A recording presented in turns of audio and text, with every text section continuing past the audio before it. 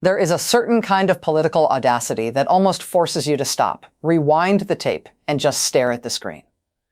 Over the last few years, we have seen American political figures float some truly staggering justifications for choking off trade with Canada. We've seen them actually classify Canadian aluminum as a national security threat. But increasingly, there is a new rhetorical weapon bubbling up in protectionist circles.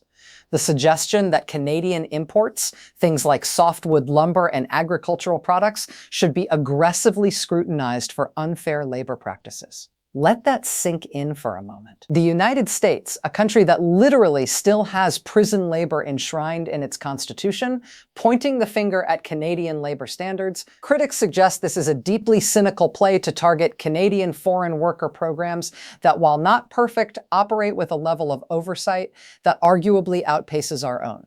It is a staggering bit of projection, but here's where it gets complicated. And that's where it gets complicated. When Ottawa hears this kind of talk, they don't just quietly accept it. The response from Canadian leadership has consistently highlighted the glaring hypocrisy of weaponizing moral language to mask what is essentially just protectionist trade policy. Critics often call it performative morality, especially when it comes from American politicians who struggle to guarantee basic wage compliance in our own domestic agricultural sectors. And honestly, it is hard to argue with them. This anti-Canada rhetoric doesn't just materialize out of thin air. It gets deliberately road-tested. We have seen prominent American political figures stand up at rallies and claim with a straight face that Canada is somehow stealing American jobs by using cheap labor. Not China, not Mexico, Canada, a nation where the baseline minimum wage in most provinces comfortably outpaces the legal minimum in more than half of the United States. But if the math doesn't make sense, the politics absolutely do. And to understand what is really driving this, you have to look at the strategy happening quietly behind the scenes. Recently, we've started hearing top administration officials going on cable news and floating a very specific, very deliberate idea. They talk about North American supply chains needing integrity checks. Integrity checks for Canada, the same Canada that currently boasts stronger labor union participation than the United States has seen in generations. The same Canada that hasn't spent the last few decades passing right-to-work laws explicitly designed to hollow out collective bargaining. But here is the problem with taking any of this at face value. As we barrel toward the mandated 2026 review of the USMCA trade agreement, trade experts and administration critics have increasingly suggested that Washington is actively hunting for any leverage, any justification at all, to slow down Canadian imports.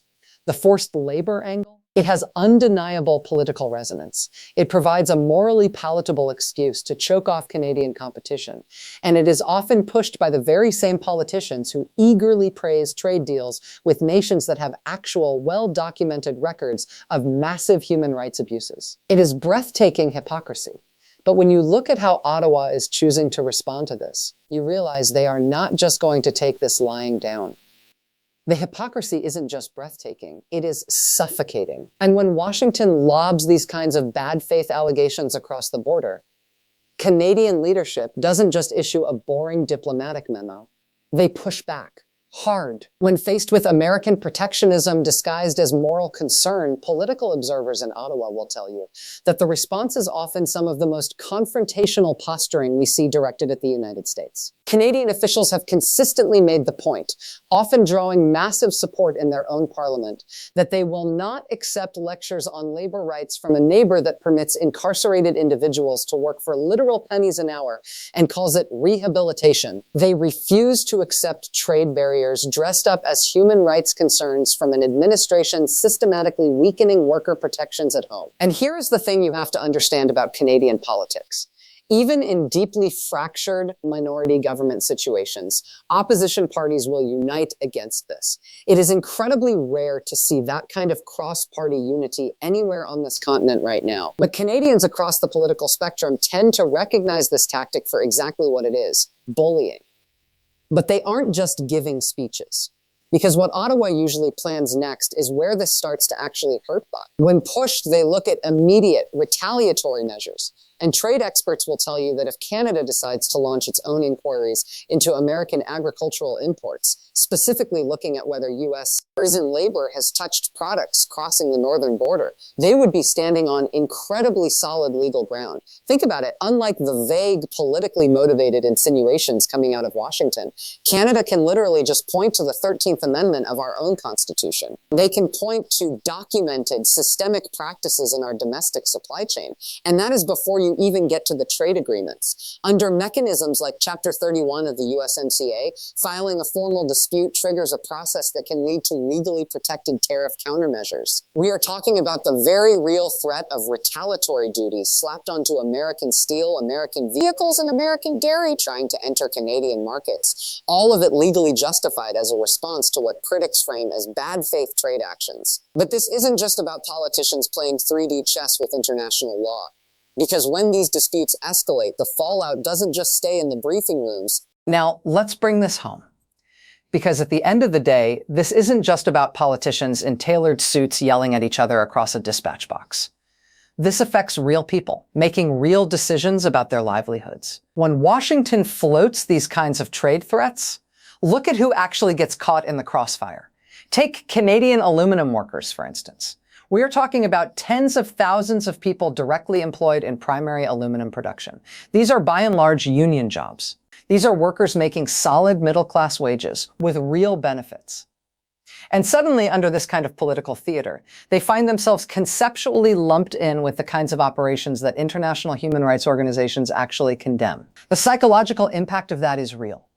But the economic impact? It is immediate, because the second Washington even hints at an investigation, reports inevitably surface of American buyers delaying orders, just waiting to see what happens. That is millions of dollars in revenue just evaporating, not because the market shifted, but because of political posturing. But if you think the aluminum industry has it bad, wait until you see what this exact same playbook does to one of the most chronically volatile trade sectors on the continent. Softwood lumber. Depending on how you count, we are on our third, maybe fourth major go-around with this exact same cycle. British Columbia forestry workers have been dealing with American protectionism for decades. It seems like every single time there is a spike in economic anxiety here in the US, suddenly Canadian lumber is framed as the ultimate problem. Never mind the fact that American homebuyers desperately rely on Canadian lumber just to keep domestic construction costs remotely affordable. Never mind the undeniable reality that US lumber production couldn't possibly meet our own domestic demand if it tried. Instead, Canada becomes the perennial scapegoat. And when you start layering extreme rhetoric, like floated accusations of unfair labor, on top of decades-old tariff disputes, you are talking about devastating real-world impacts. Workers in towns like Prince George, Williams Lake, communities where forestry makes up 70% of the local economy, are left watching this unfold. They know their livelihoods are essentially being used as bargaining chips in a populist political game. But what makes this specific brand of political maneuvering so uniquely insidious? Here is what makes this specific brand of political maneuvering so uniquely insidious. Critics argue that the politicians pushing these narratives know exactly what they are doing. They know Canada has stronger baseline labor protections than the United States. They know the oversight on these foreign worker programs exists. They know all of this. But the accusation itself is the point. Because in the world of global trade, by the time Ottawa can actually prove these allegations are baseless, the damage is already baked in. Orders are canceled. Multi-billion-dollar supply chains are irrevocably disrupted. Domestic competitors have already snatched up the market share just on the mere rumor of an investigation. It is the exact same playbook we saw deployed with the Section 232 tariffs, when Canadian steel and aluminum were suddenly inexplicably classified as national security threats. Think about that. National security threats from Canada, the country that has fought shoulder to shoulder with the United States in virtually every major global conflict for a century. It was an absurd premise then. Critics argue it is an absurd premise now. But the absurdity doesn't actually matter when the ultimate goal is just sheer economic disruption. And if you really want to understand why some politicians feel so incredibly comfortable throwing these kinds of stones from glass houses, you have to look at what is happening inside our own borders. And let's be crystal clear about the American side of this equation, since Washington has apparently decided that domestic labor practices are now fair game for international trade disputes. The United States currently incarcerates more people per capita than nearly any other developed nation on Earth. And within that sprawling system, human rights and legal advocates routinely point out that hundreds of thousands of incarcerated individuals are put to work, many of them laboring for literal pennies an hour, manufacturing everything from state office furniture to military equipment. And here is the part that international observers always find staggering. The 13th Amendment of the U.S. Constitution, the very amendment that abolished slavery, contains an explicit written exception. It allows for involuntary servitude as a punishment for crime. That is not anti-American propaganda. That is just American law. That is our established policy. And yet, somehow, the political figures operating under that exact domestic system are the ones aggressively demanding investigations into Canada for forced labor concerns. The sheer breathtaking audacity of it would be almost laughable if the economic consequences weren't so deeply serious. But to understand how we actually arrived at this surreal moment, you have to look at the warning signs that were flashing red for months. We actually really need to talk about how we got here, because the warning signs for this specific brand of political theater were completely obvious. We've been watching a steady ramping up of anti-Canada rhetoric for months now. Think back to the campaign trail. At rallies across the Midwest, we repeatedly saw political figures claiming that Canada was somehow ripping us off. They floated this bizarre idea that Canadian dairy farmers were single-handedly destroying the American dairy industry, even though Canada's entire national dairy output is smaller than the state of California's alone. But at those exact same rallies, they started planting a very specific seed. The suggestion that Canada was using questionable labor practices to undercut American workers. That phrase, questionable labor practices. It sounds righteous, right? It sounds like you are standing up for the working class. But the genius of this specific kind of political propaganda is that the rhetoric is all that actually matters. Then the surrogates pick it up. You see podcast segments and cable news graphics explicitly manufacturing a narrative, building a public permission structure for what we're seeing now. Because the people consuming that media, they don't look up Canadian labor law. But there is one specific group that absolutely does check the math on this stuff. Here is what should genuinely terrify anyone who actually pays attention to economic fundamentals. When you look at who historically opposes these kinds of aggressive trade investigations, you find organizations like the U.S. Chamber of Commerce. We are talking about arguably the most traditionally pro-business, Republican-aligned lobbying organization in American politics, repeatedly warning that this playbook is a terrible idea. They point out that capriciously disrupting Canadian trade doesn't actually punish Canada, it just increases costs for American manufacturers. It raises prices for American consumers, and it flirts with a trade war that nobody wins.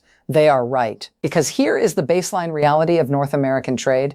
Canada is the #1 export market for 36 different American states. 36. Any retaliatory move from Ottawa doesn't just hurt abstract trade deficits, it kills American jobs. Just look at the auto industry. Modern vehicle manufacturing is so deeply integrated that a single car part might cross the US-Canada border 6 or 7 times before final assembly. You cannot simply disentangle those supply chains without massive, devastating disruption. If you use administrative probes to slow down Canadian auto parts, you literally shut down American assembly plants. It is not a hypothetical scenario, it is just arithmetic. But the political figures pushing these trade barriers, they are looking at a very different set of numbers. Right now, if you talk to agricultural trade groups, the panic is palpable. They know exactly what is coming. If Ottawa follows through with targeted countermeasures on American agricultural imports, the fallout lands squarely on Midwest farmers. We are talking about risking access to a market that buys roughly $25 billion worth of American agricultural products a year.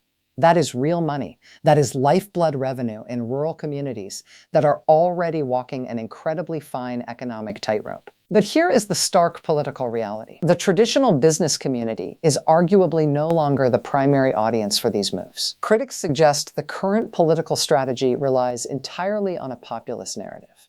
A framing where almost any unilateral trade restriction can be packaged and sold to a domestic base as protecting American workers, completely regardless of the actual mathematical consequences. It is a willingness to risk burning down decades of deeply integrated economic architecture just to score points at a rally. But what makes this specific moment so genuinely precarious and so completely different from the cross-border trade disputes of the past? What makes this specific moment so completely different from the cross-border trade disputes of the past is the posture currently coming out of Ottawa. Historically, when faced with American trade aggression, previous Canadian prime ministers, and this is not a criticism, it is just a descriptive reality, have tended to respond with deep diplomatic caution. You would see a lot of quiet, behind-the-scenes statecraft, public statements that were firm, absolutely, but always measured, always careful not to unnecessarily escalate. But look at the current approach. Observers note that Canadian leadership is taking a radically different path. They are not playing defense, they are going on offense. And politically, it is working. Because frankly, Canadians appear completely exhausted by what they view as an American administration with zero respect for the historical alliance. Reports suggest the Prime Minister's approval ratings have surged, some polls pointing to a double-digit jump in just a matter of days. In modern, fractured parliamentary politics, a shift like that is an absolute earthquake. It is happening because he is articulating something that Canadians seem to feel in their bones right now, that they will simply not be bullied. But standing up to Washington domestically is one thing. What Ottawa is doing on the global stage, that is where this gets truly fascinating. Because Canadian leadership isn't just fighting this in a vacuum. Reports suggest they are aggressively working the phones, quietly engaging with European allies, Mexican counterparts, and Pacific trade partners. The argument they are reportedly making behind closed doors is profound. They are framing this not as a localized bilateral dispute, but as a fundamental stress test for whether the United States can still be trusted as a trading partner. The pitch is simple. If Washington can unilaterally launch what critics call a completely baseless investigation against Canada, a democratic, developed, rule-of-law G7 ally, then literally no country on earth is safe from politically motivated trade disruption. It is a powerful message, and it appears to be resonating. We are already seeing signals of support from international blocs, with allied trade ministers suddenly making very pointed public comments about the necessity of evidence-based policy. Ottawa is actively trying to isolate this administration on the world stage, and that matters. But while they build that global coalition, the glaring question becomes, what does this actually mean for the massive trade agreement we just renegotiated? What does this actually mean for the massive trade agreement we just renegotiated? You have to remember, not that long ago, political leaders in this country were relentlessly bragging about the USMCA. We heard over and over that it was the greatest trade deal ever negotiated, that it would finally bring absolute certainty to North American commerce. It literally included highly specific provisions outlining enforcement mechanisms and formalized dispute resolution processes, specifically to avoid the exact kind of unilateral trade chaos we are seeing right now. And yet here we are. All of that incredibly complex, legally binding architecture is completely sidelined. Instead of operating through the structures established in that agreement, we are launching unilateral investigations seemingly announced on cable television. Trade analysts suggest that by pushing this probe entirely outside the USMCA framework, Washington is essentially signaling that the agreement simply doesn't matter the minute it becomes politically inconvenient. And if that is the precedent you set, it fundamentally undermines the entire point of signing a trade agreement in the first place. Why would Canada or Mexico ever negotiate in good faith during the upcoming 2026 review if the United States just ignores the very terms it demanded? But trade lawyers aren't just pointing out the hypocrisy. They are actively waving red flags about the legal jeopardy of this entire maneuver. Because here is the baseline reality of international trade law. The USMCA actually requires all parties to presume compliance unless someone brings forward hard, credible evidence to the contrary. And critics are very quick to note that so far, Washington hasn't publicly produced that kind of smoking gun evidence. What we have seen instead is a steady stream of vague concerns and what looks an awful lot like political rhetoric. And that is simply not how this process is legally supposed to work. In fact, there are reports that Ottawa's legal team is already quietly preparing arguments that this entire forced labor investigation is actually just a disguised restriction on trade, which crucially is explicitly prohibited under Chapter 2 of the agreement.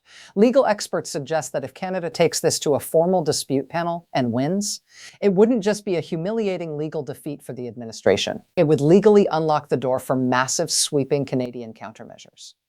Which brings us to a very dangerous inflection point. The next few weeks are essentially going to determine whether this entire situation spirals into a full-blown continental trade war, or whether cooler heads finally prevail.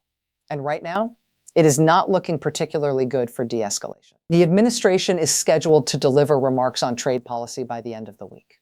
And behind the scenes, reporting suggests the internal divisions are incredibly stark.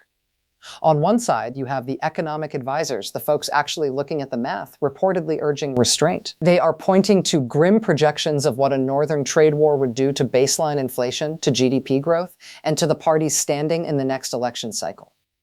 But then you have the political team. The operatives who cater specifically to the populist base are reportedly telling the White House to double down.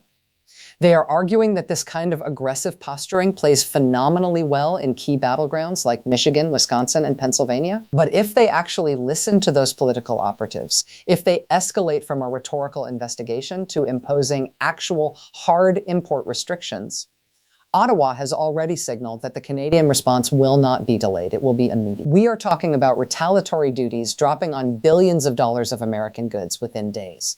And the truly frightening part for American businesses isn't just the immediate retaliation. Because of the USMCA dispute process Ottawa is reportedly preparing to trigger, those Canadian countermeasures wouldn't just be angry political stunts. They would likely be fully protected under international trade law. Behind closed doors, the panic is setting in. Reporting suggests that American business leaders are desperately trying to get through to the White House right now.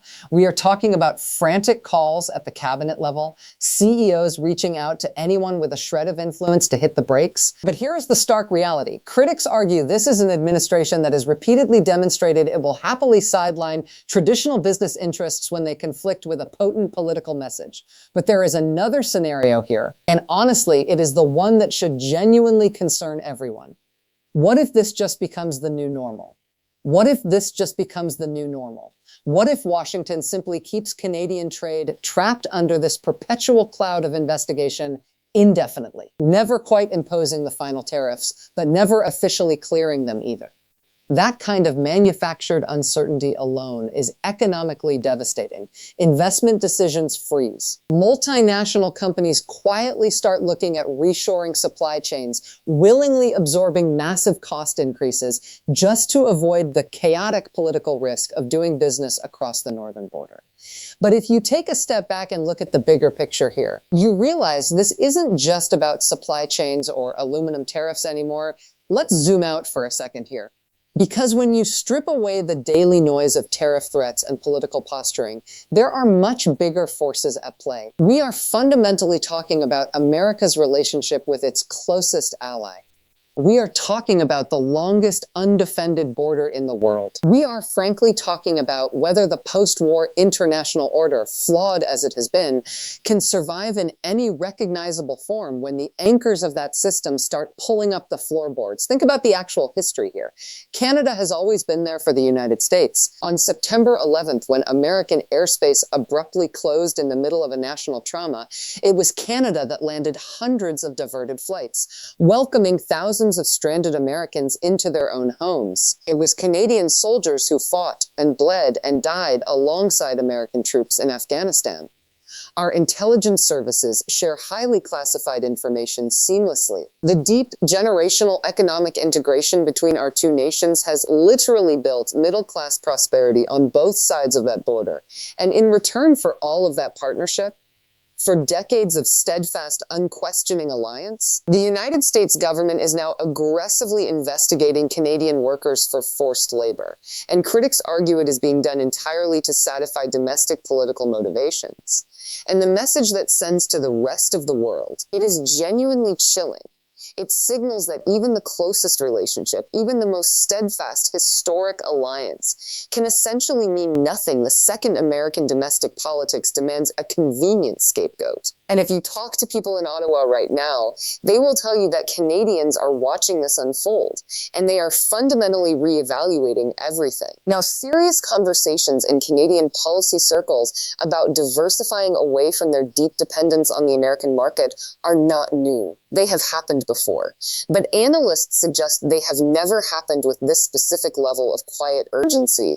The logic is inescapable. If the U.S. can no longer be trusted as a stable, rational trading partner, Canada simply has to find alternatives. And let's be clear, that is objectively terrible for the United States.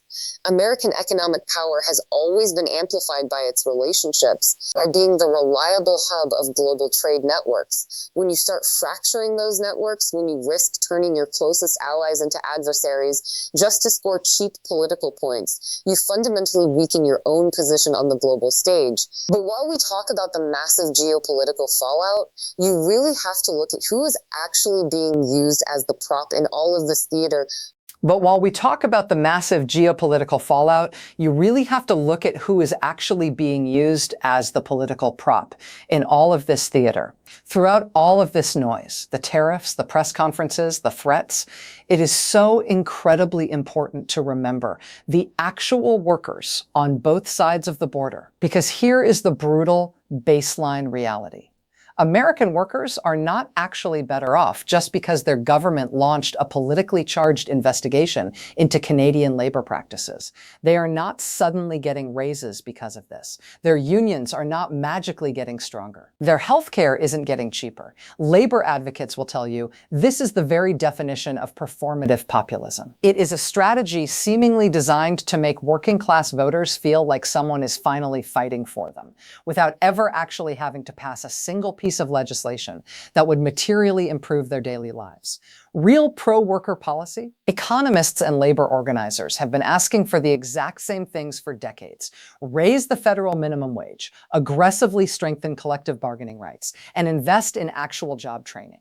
But none of that is happening right now. Instead, we get investigations into Canadian lumber. We get blustery rhetoric about foreign threats. We get the absolute theater of protectionism, entirely stripped of the actual substance. And the real tragedy here is that this kind of political messaging often works. But when you look at how the workers on the other side of the border are reacting, meanwhile, Canadian workers are watching a very different kind of politics play out in real time. Because the leadership in Ottawa isn't just defending abstract, wonky trade principles right now. Observers note they are vigorously defending the dignity of Canadian workers who feel they are being actively smeared by baseless, politically motivated accusations. They are defending entire domestic industries and quiet rural communities that feel like they are under a sudden, inexplicable attack.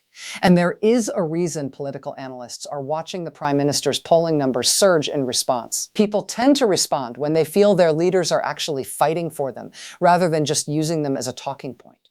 But here is where the gears of the American bureaucracy actually start to grind. This kind of investigation, it has a strict legal timeline. Under the relevant US or statutes, the Commerce Department generally has to make a preliminary determination within 150 days. That puts us somewhere in the early fall for any kind of official on-the-record finding.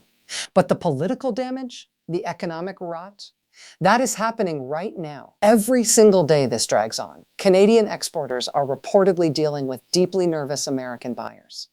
Every day this continues, multi-million-dollar investment decisions are being frozen in place. Every day the rhetoric gets dialed up. The historic relationship deteriorates just a little bit further. And the truly devastating part is what happens even if the US government eventually admits they were wrong all along. And here is the genuinely devastating part about how these kinds of unilateral trade threats actually operate in the real world. Even if the investigation eventually concludes exactly what labor experts fully expect it to conclude, that there is zero credible evidence of systemic forced labor in Canada, the damage won't just magically be undone. You simply cannot unring that bell. Because once multinational companies spend millions of dollars hastily diversifying their deeply integrated supply chains away from the Canadian border just to avoid Washington's political drama, They do not instantly switch back. Broken trust does not automatically repair itself just because a report gets quietly filed in a drawer in Washington. And observers note that this is exactly why Ottawa is reportedly pushing so aggressively for a binding resolution through the formal USMCA dispute process. Canadian leadership essentially wants this dragged out into the light and adjudicated by a neutral panel. They want to legally force Washington to either present actual tangible evidence or officially back down, and they want it done on a much faster timeline than the Commerce Department's internal bureaucratic clock. But the glaring question hanging over all of this, will the administration actually engage with that international legal process in good faith? Because if you look at the historical precedent of how this White House treats international arbitration when it doesn't serve their immediate political interests, the warning lights are flashing red. What happens if they just decide to ignore the USMCA panel entirely? Well, if you are watching this from north of the border, you already know exactly why this matters. Your job might be in one of the industries under investigation. Your community might depend on cross-border trade. Or maybe your baseline sense of national dignity is just fundamentally outraged by the sheer audacity of the accusations coming out of Washington.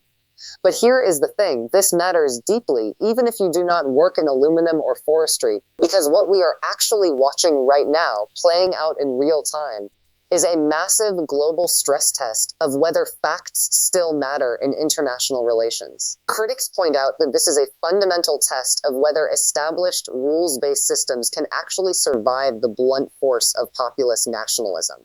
Think about the precedent being set here. If the United States can, as critics aggressively argue, baselessly accuse its closest, most integrated ally of forced labor, if Washington can just ignore binding trade agreements the very second they become politically inconvenient, then what hope is there for international cooperation on literally anything else? Tackling climate change, managing global security threats, preventing the next global health crisis, all of that requires sovereign nations working together in actual demonstrable good faith. And that brings us to the ultimate stark choice currently staring down both countries. Because ultimately this dispute over lumber and aluminum, it is a microcosm of a much larger, much more dangerous global breakdown. Whether this gets quietly resolved or spirals into something fundamentally worse is going to tell us exactly what kind of world we are living in for the next decade. The choice here is incredibly stark. Either democratic nations commit to working within the systems they actually built, respecting evidence, honoring signed agreements, or we just descend into pure transactional power politics. A world where might makes right and historic relationships essentially mean nothing. The U.S. managed trade corridor really shouldn't be the place where that gets decided. But remarkably, here we are. During his recent parliamentary address, the Canadian Prime Minister delivered a line that just keeps echoing in diplomatic circles. He said, "Canada will not be small to make others feel big." That line is resonating so deeply right now because it perfectly captures the absolute essence of this moment. Critics argue that this specific brand of populist trade policy inherently requires making other countries feel subordinate. It requires bullying and diminishment. Canada is saying no, not with military power, obviously, not with sheer economic size, but with a specific kind of political courage to stand up regardless of the size differential. And make no mistake, the entire world is watching this play out. Small and medium-sized democracies are watching to see if it is actually possible to stand your ground when the United States acts in bad faith. Our oldest allies are watching to see what American partnership actually means under this kind of political pressure. And you better believe our adversaries are sitting back, taking meticulous notes on how easily the West divides itself. These forced labor probes, they might seem like dry, technical trade policy issues, but they are really about whether we are building a world where rules matter, or a world where power is the only currency. Canada has clearly made its choice. Their position is on the record. Now the ball is entirely in Washington's court. Will this get resolved, or is this just the very beginning of something much, much worse? Stay deeply tuned to this, because this story is far from over, and the decisions made in the next few weeks are going to shape North American relations for a generation.